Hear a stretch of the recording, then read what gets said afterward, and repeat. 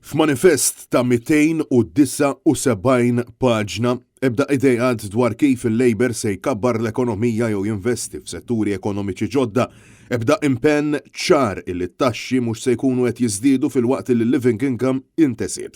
Aparti minn hekk, ma jissema mkien kif se tkun qed tissolva l-kwistjoni tal-beħ tal-isptarijiet u l-kuntratti ma' Vitals u Steward. Ekk ukoll il-kwistjoni tal-Electrogas.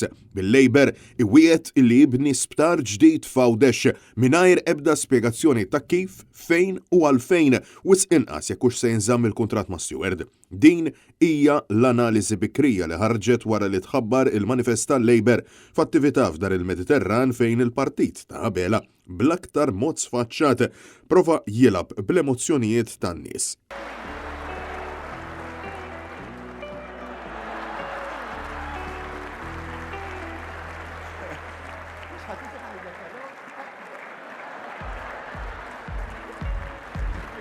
Fid-diskors tiegħu waqt il-konferenza li tlaqqet il-ġimgħa il-mexxej tal-Labor Robert Abela uża l-ġlied li għaddej bħalissa bejn ir-Russja u l-Ukrajna sabiex jiġbed is-simpatija tal-votanti.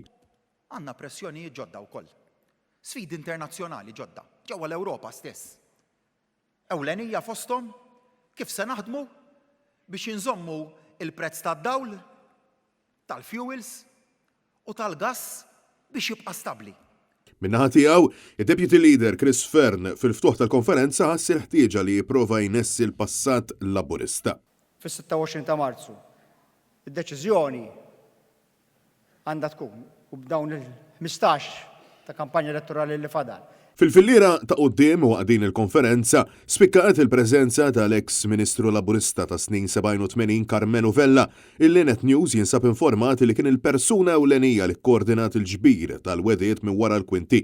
Preżenti wkoll l-eks aġent mexxej Charles Manjon flimkien mal-eks Ministri Alex Xiberra Strigona u Louis Grech ieħor illi tassemu sabiex tfassal dan il-manifest, illi fil-maġġor parti tiegħu jippreżenta proposti riċiklati minn snin preċedenti jew saħansitra ikkopjati mill-programm tal-Partit Nazzjonalista.